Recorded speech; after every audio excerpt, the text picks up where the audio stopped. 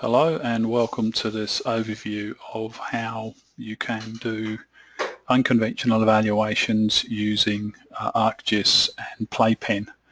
And for this presentation I'm going to be using the Rose & Associates demo dataset from their UCRA geological training.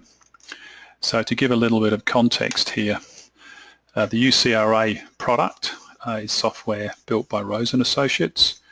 It probabilistically models the value associated with unconventional evaluations, and it has a number of different stage gates for different test periods and then the overall commercialization, etc. So it's a very clever piece of software, but one thing it doesn't do is it doesn't sort of take you through the screening of the geological potential. It really takes a project and takes it through a value chain.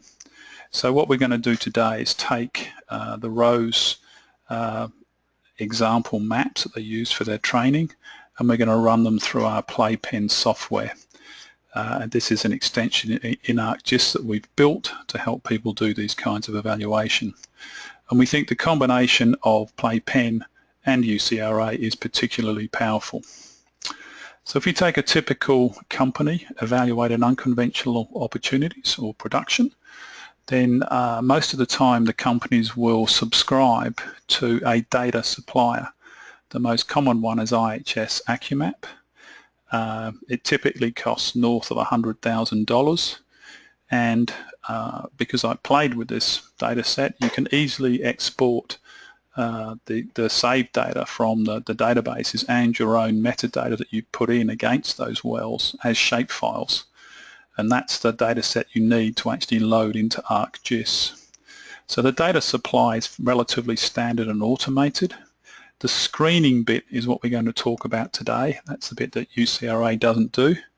And for an idea of costs, ArcGIS Desktop, which is the cheapest version of Arc, is about $1,000 US to buy and $200 or $300 a year for a single PC. And PlayPen, if you just want a single license on a single PC, it's less than $5,000 a year. And then when you come to do a proper economic evaluation using UCRA, it's of the order of $25,000 per year. So we're talking about a very small amount of money here to link the data together with your economic runs. And ArcGIS, you've got a 60-day free trial, so if you don't want to spend $1,000 you can just do it for a trial, and we'll also give you a trial if you contact us. And it has to be ArcGIS. The other GIS platforms just don't do what ArcGIS does because they don't have a 30-year history and they don't have a bunch of tools. So there's a very good reason why we've built our extension in ArcGIS. So all of our products, all of our data sits on standard ArcGIS structure, standard data, which you can export into other packages. So the Rose exercise basically starts off with a series of sheets with well data, thickness, depth, TOC, etc. The users then contour them up. There's examples shown here. And then there's exclusions. So here for depth, anything deeper than 16,000 feet is considered too deep. Anything thinner than I think 100 feet here is considered too thin, etc. So once you've actually done all of these, you basically cookie cut them together on a piece of paper. You can see the sweet spot where all the criteria are correct. You can average out some values and then you can calculate basically what the recoverable potential is inside that sweet spot. Perfectly logical sequence, absolutely nothing wrong with this. But obviously what people really want to do is automate this and have it done by a machine rather than do it all manually, which is what we're going to do. So the first thing I'm going to show you is how to emulate exactly that process. Excuse me. And then I'm going to show you three other different types of stacks that you can easily make. The first one is just a traditional traffic light stack. The second new one is a calculation of volumetrics. So that's using the standard industry volumetric calculation based on porosity, net to gross, etc. And the last one is an example of how to calculate a value map. So these are quite interesting other ways of actually making sweet spot maps. So now let's go into Arc. So I'll come out of PowerPoint and come into Arc, and this is our project. So this is ArcGIS, this is Player up here, and we're going to be using the PlayPen functionality, which are these tools in here. So what I have here in the table of contents, you can see I have georeferenced the structure map, and these are the wells with the values.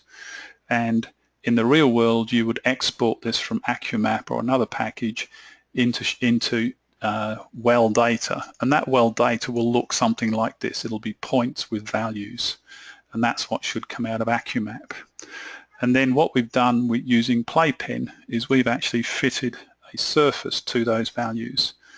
And ArcMap does fantastic contouring, as good as any other package. It's just a little bit hard to use. So how have I actually made that grid? Well, it's quite simple.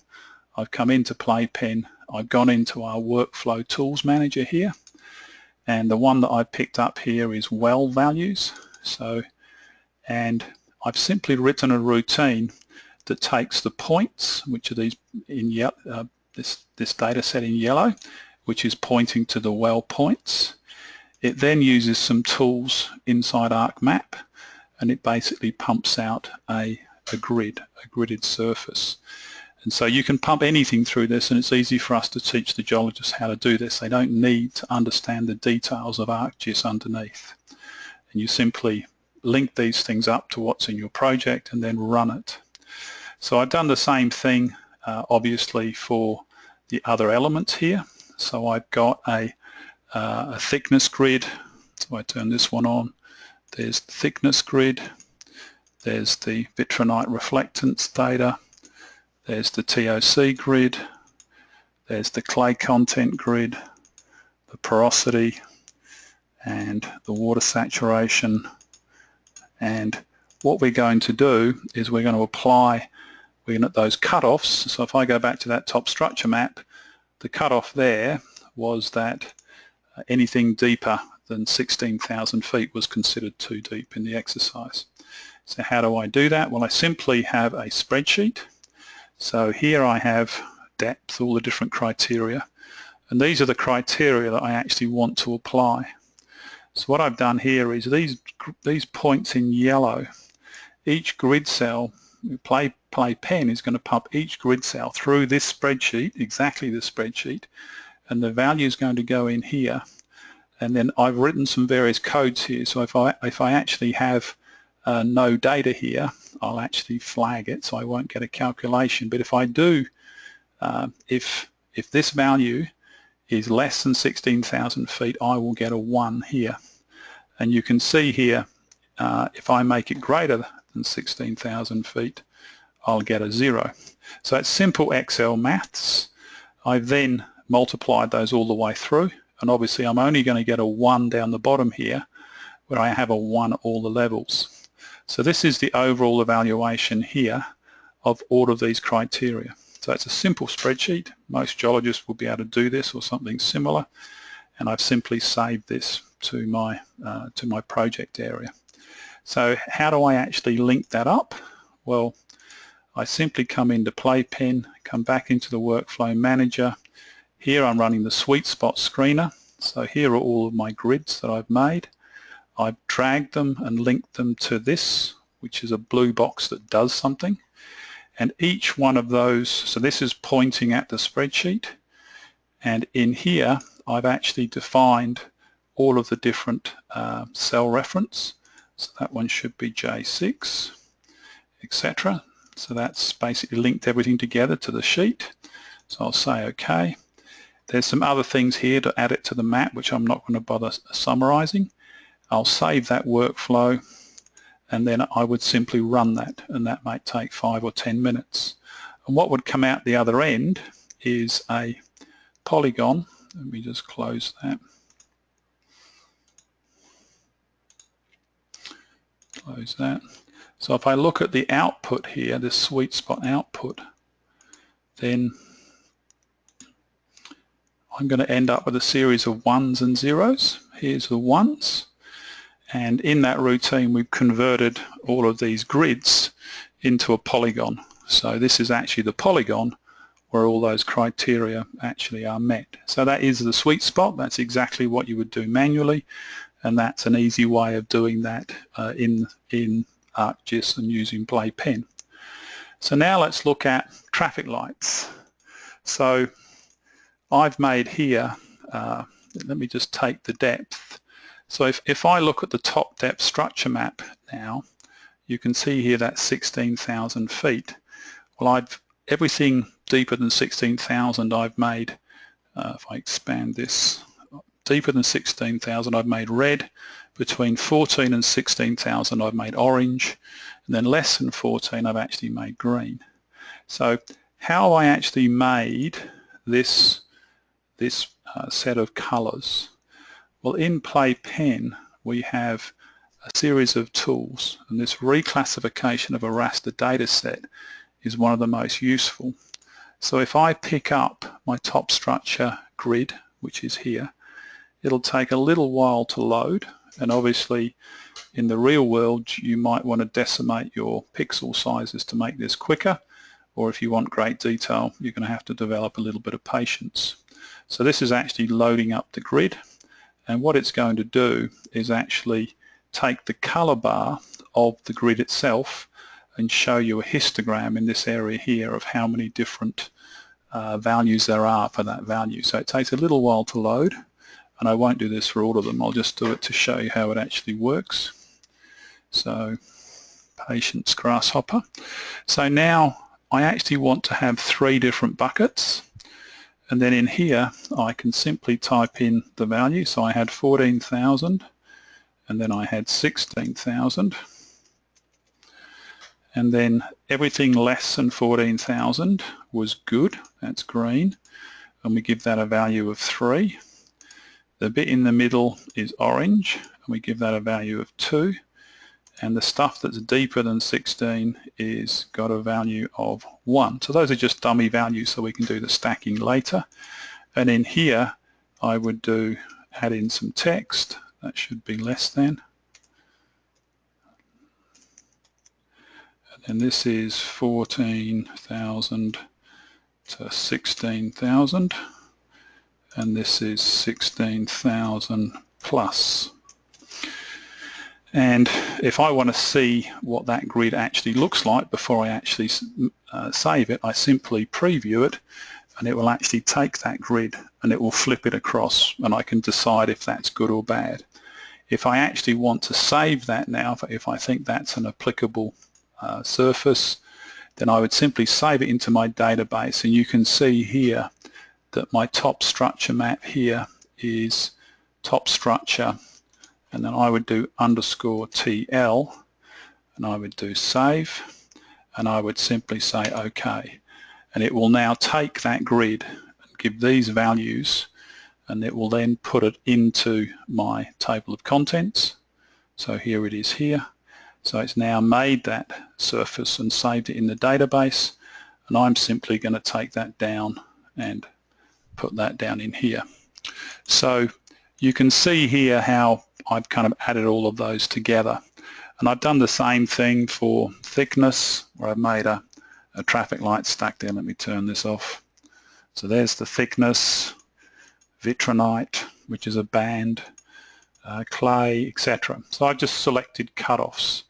And so how do I actually end up stacking it? Well, it's exactly the same as before. So now I'm going to take those grids I've just made, which are going to have values of 1, 2 and 3, and those values are going to point at these cells, and I'm simply going to take the minimum, and you can see here that's the value I'm going to get. So in this case the water saturation there is a 1, which is a red, and the traffic light stat's going to give me a red. So, and that's the output. So what does that look like in a PlayPen workflow? Well, I simply open up the sweet spot, the traffic light screener that I've built. Those are all of my traffic light inputs. That's the spreadsheet I've just built, and that's the output. And all of these are simply pointing at the grid cells. So it's a very simple thing to build. It's very simple to understand, and I would simply run that. And then when I look at the output, if I come back to here, you can see here that the traffic light stack is showing the area that's got a red somewhere in one of the layers. It's got an area that's average, and it's got this better area here where everything overlaps. And I can change around with my criteria, and that gives me an idea of what's good and bad. I could count the number of oranges, count the number of reds, etc., etc. I could do other things with that Excel spreadsheet. This is obviously just a simple example. So that's a fairly traditional traffic light stack. The second other option, apart from the Rose method, is to actually calculate volumetrics. So here we're actually calculating from the grids basically recoverable condensate, recoverable gas, and recoverable BOE. And the most difficult thing to calculate in a volumetric calculation, if I bring up what the spreadsheet looks like, so value, workflow spreadsheets, volumetrics. So this is the standard volume. So this is the calculation that everyone uses. It's basically calculate the gas in place, then apply a recovery factor. You can see the normal calculations here. Now I know what my cell size is, so I know what my area is, I know what my thickness is, and the hard thing to calculate here is actually the gas expansion factor. So the cells in yellow here in this particular case are pointing to maps. I put in some constants here for pressure gradient and temperature gradients, and that enables me to actually calculate for each depth point a pressure and a temperature. And then I'm simply using an Excel, very complicated Excel spreadsheet, which actually uses temperature and pressure to calculate the gas expansion factor. Now the pressure and the temperature could be maps, they don't have to be constants, and obviously in the real world that's what I would expect. You can see here the thickness, the porosity are maps. In this case I'm using 100% net to gross. Water saturation is coming from a map, and then I'm using a CGR of 50 barrels per MCF, some recovery factors, some conditional condensate recovery, and then I end up calculating a gross rock volume and a gas in place. I then apply the recovery factors and I end up with recoverable gas, recoverable condensate, and recoverable BOE. So it's exactly the same as the sweet spots, except here I'm putting numbers through, and these ones in green are my outputs. So I'm simply going to pump my maps through these yellow cells. So if I close this down and show you what that looks like in, I won't save that. If I show you what that looks like in PlayPen, it's very simple. Workflow manager, volumetrics. So here I'm simply calculating the recoverable BOE, here's the recoverable condensate, and here's the recoverable gas. You can see the depth is an input, and then it's calculating in the spreadsheet for each grid node the gas expansion factor, and my only ones which are variables are the thickness, the porosity, and the SW. So I simply set this up and then I run it. So if I now come back out, you can see here that I have this nice big blob that basically shows me what my recoverable BOE is. And if I compare that with my sweet spot polygon, I can see that yes, my sweet spot polygon is good, but this bit here is actually clearly where most of the oil and gas theoretically is. So now let's talk a little bit about the real world. In the real world we have blocks, and here's some dummy blocks that I've dropped on top here. And obviously what people are trying to do is work out which blocks to acquire, which blocks to get rid of. So we always make our decisions based on these sections or blocks, whatever you want to call them. So I've got an example here of how to actually calculate a value for each of those blocks.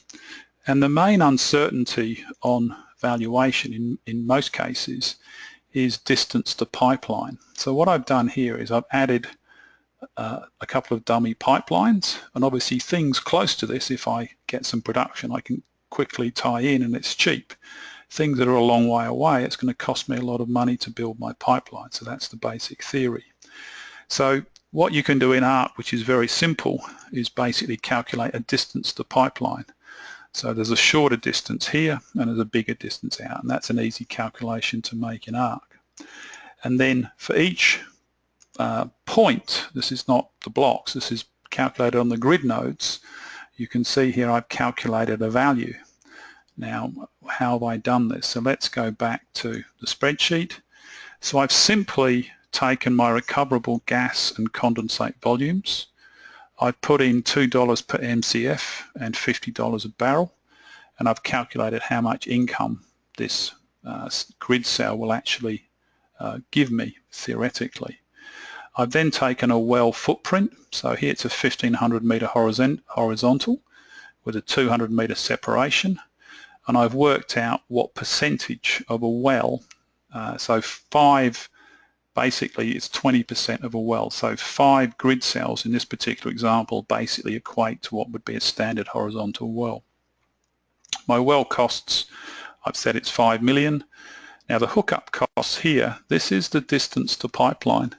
So that's going to point at the grid.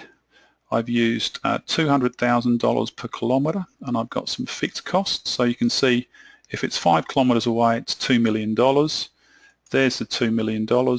So I've got my well costs plus my hookup, and I end up with a total of $7 million for a well.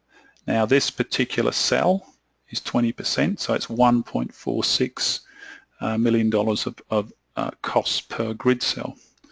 So my pre-tax value is simply my income minus my costs. Obviously I'm not worrying about tax here, and you would in the real world. I know what my grid area is, I know how many acres it is, so I can turn that back into pre-tax dollar per acre. Now you can do lots of different variants on this. You could actually, the well cost here, you could make as a function of drilling depth. So you could do lots of different things here. You're not limited to what I'm showing here, and obviously in the real world you would take into account tax and there'd be other things. And you could obviously build some quite complicated models pointing back to your grids. So that's what I've run to actually calculate this cell here. And it is actually looking at those pipelines. So things that are close to the pipelines, it's dragging a higher value. So then in the real world we also get an exclusion. So here I've got a couple of blobs, they might be towns or national parks that we can't explore in, or whatever, wetlands. And what we actually want is, we actually want this value per section, which is most people call a heat map. So here, if I come into Playpen and I look at the workflow manager, you can see here that that value calculation actually goes all the way through, and one of the functions of ARC, that was the value calculation per grid cell, and then it's actually bringing in the sections map and it's putting out the value per section. So I now have a completely integrated model. I can export this to Excel and I can look at the values and I can rank every section in this evaluation, which is exactly what you want. So I've shown you quickly there basically 4 different methods of screening. If I come back to this to the PowerPoint summary, you can see here, if I can get, here's the difference. So there's the cutoff approach, here's the traffic light approach, there's the recoverable buoy, and here is the value overlay. Obviously these are theoretical ones and they're not real, but they give you an indication of what you can make quite quickly and quite simply. And the most important map is obviously the one where we've actually turned it into dollars. We've actually made an evaluation of the real ranking of each block. And you can build some quite complicated models here. So that's obviously the most important one and the one that we would recommend. But all of those methods are valid ways of screening. Sometimes you don't have much data. And really the focus that we would say is understanding the geology is probably more important than arguing about the methodology and the color bars. And basically, hopefully what I've shown you is the Playpen link to Excel is incredibly flexible and easy to understand. And it's easy to build these things. And if you get a little bit stuck with ArcGIS and building them, well, we've got a help desk that will help you through that. So what I've talked about today is we've got a suite of software. I've talked about Playpen, and I've talked about the unconventional evaluation. So it's this box here. You can also use Playpen for simple conventional evaluations, and our flagship player conventional evaluation tool is really where we've spent most of our last 6 years working with customers.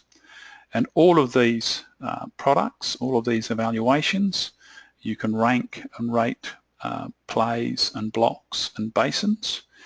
and then each one of those you can upload to our new product that we call Playhouse, which is a intranet library of player and playpen projects.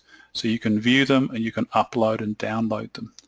So we have a fairly comprehensive coverage now of the conventional and unconventional world, and our work with Rose, who's a sort of sister company, I think it's pretty compatible. So if you want any more information, then please contact myself at GISPAX. I'm based in Perth and on a plane, and Phil Conway is based in Houston, and I'm happy to do a demo if you want to learn any more. So thank you very much for your time. I'll stop there, and please give me a call if you've got any questions.